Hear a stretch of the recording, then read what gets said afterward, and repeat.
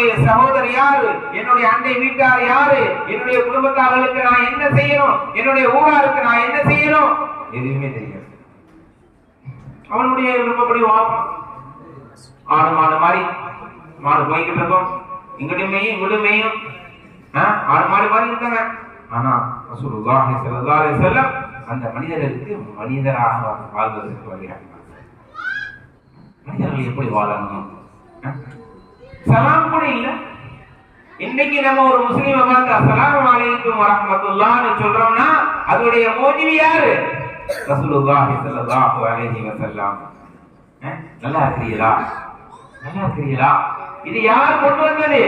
ரசூலுல்லாஹி ஸல்லல்லாஹு அலைஹி வஸல்லம்.